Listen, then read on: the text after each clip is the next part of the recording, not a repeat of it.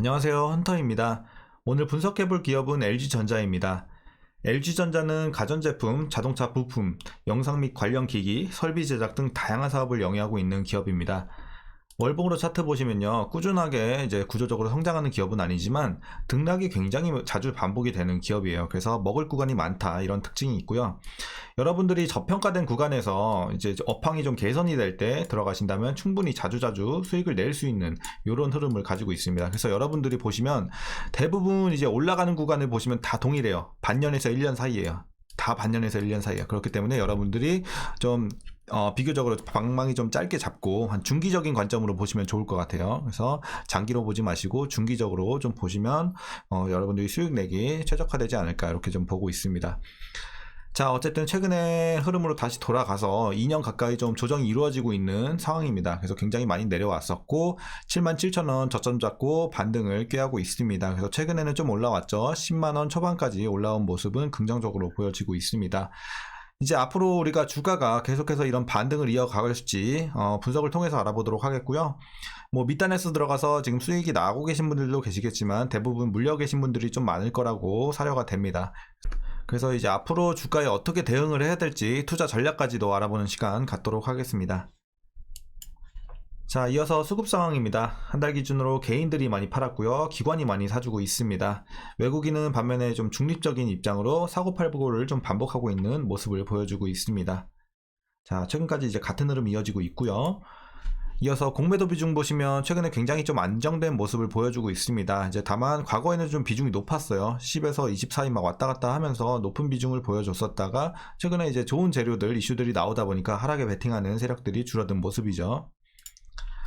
자, 이어서 재무제표 분석 시작해 보도록 하겠습니다. 2017년도 매출부터 확인해 보면요, 61조, 62조 횡보하다가 58조 살짝 떨어집니다. 그리고 이후에 반등에 성공을 하면서 계속해서 좀 우상향하는 모습을 보여주고 있습니다. 그래서 74조, 83조, 85조 꾸준하게 올라주고 있고요. 영업이익 보시면 2조 4천, 2조 7천, 2조 4천, 3조 9천. 그러니까 횡보하다가 오르죠. 이때 2020년도 이제 영업이익이 많이 뛰고 이후로는 좀 횡보를 보여주고 있습니다. 그래서 3조 8천, 3조 5천, 3조 6천 비슷한 수준. 당기순이익 보시면은 1조 8천, 1조 4천, 1700 뚝 떨어졌다가 크게 오릅니다. 2조까지. 그리고 1조 4천, 1조 8천, 2조 2천 떨어졌다 우상향하는 다시 이제 영업이익과 최근에 3년은 굉장히 비슷한 모습을 보여주고 있습니다. 자, 다만 이제 그래도 우리가 긍정적으로 좀 볼 수 있는 점은 지금 순이익이 굉장히 올해 잘 나올 것으로 보여지고 있어요. 지금까지 중에는 가장 높은 것으로 보여지니까요. 일단 순이익 자체는 굉장히 괜찮다. 그리고 영업이익도 좀 올라준다, 이런 점입니다. 자, 부채 비율 보시면 180, 170, 170, 170, 160, 그리고 뭐 작년 수치 나오고 있지는 않지만 올해가 중요하죠. 올해 140 정도. 그러니까 꾸준하게 좀 내려주고 있어요. 뭐 큰 폭으로 내리는 건 아니지만 그래도 과거에 비해서는 많이 안정화가 됐고 여전히 비율이 높은 건 사실이에요. 하지만 계속해서 좀 낮아질 것으로 보여지니까요. 일단은 안정화되고 있다는 점에서 우리가 긍정적으로 좀 평가를 하는 게 좋을 것 같습니다.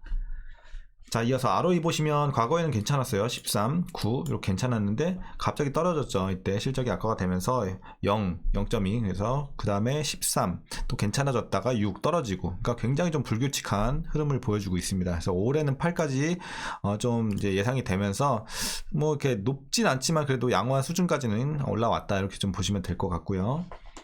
자, 주당 순이익 보시면 마찬가지로 굉장히 좀 불규칙해요. 떨어졌다 올라갔다 떨어졌다 올라갔다 또 올라가고 이런 식으로. 그래서 이제 올해는 좀 괜찮아지는 모습은 그래도 다행입니다. 그러니까 올해가 뭐 굉장히 대박이다 이런 해는 아니에요. 하지만 꾸준하게 좀 올라주고 있다. 특히 최근 3년 이렇게 좀 여러분들이 보시면 될 것 같고요. 자, 동사의 배당금 중요하죠. 배당금 보시면 846원 기대가 되고 있습니다. 그래서 현재 종가 기준으로 계산해 봤을 때 약 0.83%의 소소한 배당 수익률을 기대하실 수 있을 것 같습니다. 그래서 뭐 큰 배당은 아니지만 그냥 소소하게 좀 챙겨간다, 이런 개념으로 보시면 될 것 같고요. 마지막으로 PER은 10.5배, PBR은 0.85배로 지금은 약간 저평가되어 있습니다. 살짝 싼 구간으로 보여지고요. 이어서 LG전자 관련 이슈 한번 살펴보도록 하겠습니다. 최근에 이제 글로벌 경기 침체가 들어오면서 소비자의 수요 약세로 돌아섰죠. 그러다 보니까 IT 쪽이 굉장히 좀 약세가 이어지고 있었습니다. 이런 시점에서 LG전자만 굉장히 좀 1분기 관련해서 특히 긍정적인 시각이 부각이 되고 있는 요즘입니다. 여기에 단기적으로 펀더멘털 개선, 그리고 중장기적으로 전장 사업의 고성장, 이익 확대 차별화가 현 시점에서 긍정적인 요인으로 평가가 되고 있는 상황입니다.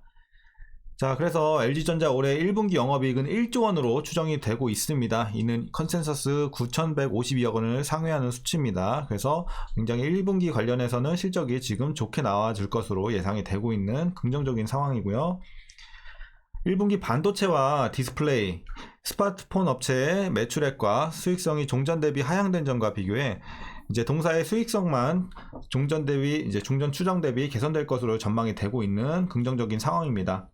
특히 가전은 프리미엄과 신가전의 매출액 성장이 안정적으로 진행이 되고 있고요. 전년보다 물류 비용이 크게 감소하면서 영업 이익률이 좋아지고 있습니다. 그렇기 때문에 이렇게 1분기에 좀 개선될 것으로 전망이 되고 있는 좋은 상황이고요. 특히 이제 매출의 대부분을 차지하고 있는 게 절반 이상을 차지해요. 이게 바로 가전이거든요. 가전제품. 그래서 이제 TV 사업도 우리가 굉장히 좀 중요하다고 볼 수 있겠는데, TV 사업의 경우 1분기에 전분기 대비 흑자 전환을 기록할 것으로 보여지고, 작년 2분기부터 4분기까지 이어졌던 영업 적자에서 벗어날 전망이라고 합니다. 그래서 1분기에는 턴어라운드 하면서 TV 쪽도 기대를 해보자 라는 내용이고요.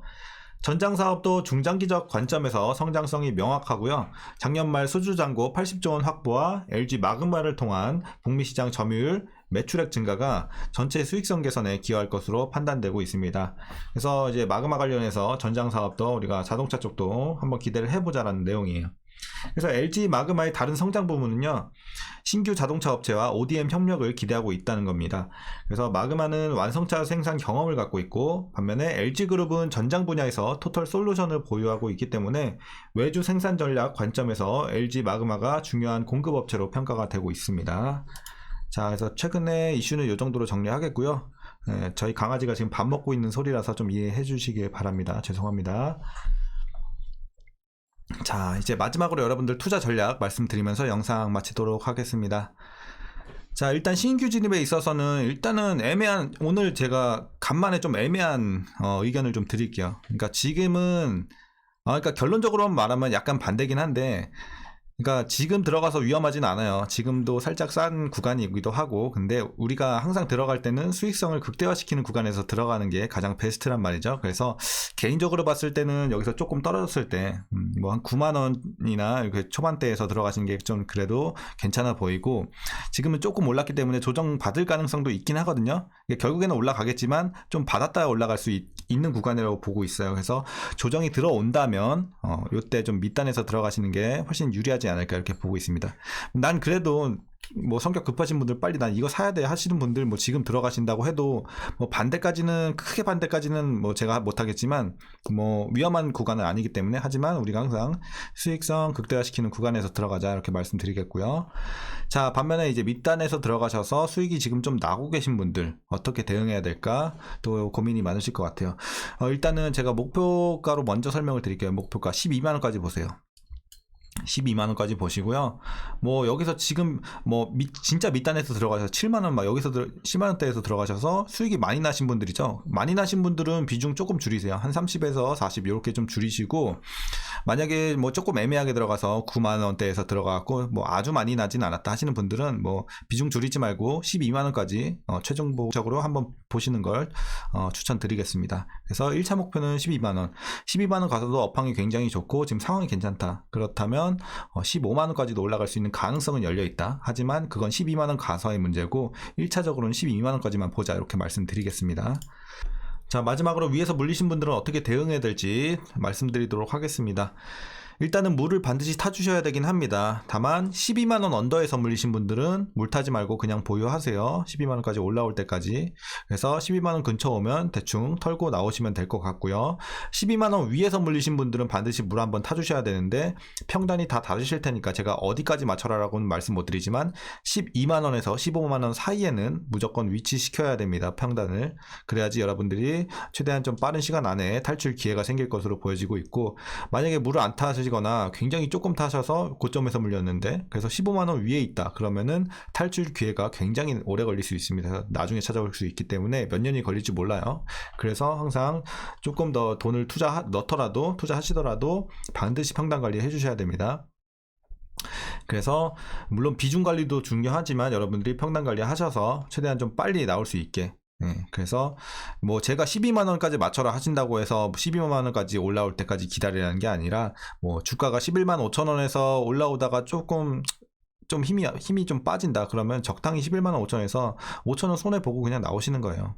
그래서 뭐 목표 주가는 목표 주가일 뿐이지 여기까지 딱 기다리라는 게 절대 아니에요. 여러분들 그거 항상 아셔야 되겠고.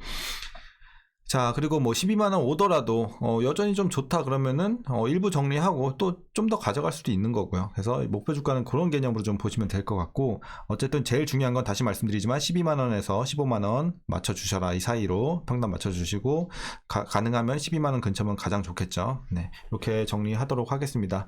그래서 투자 전략 모두 말씀드렸고요. 오늘 내용도 도움이 좀 되셨다면 구독과 좋아요 한 번씩 부탁드리도록 하겠습니다. 그럼 오늘도 시청해주셔서 감사합니다. 오늘도 수고하셨습니다.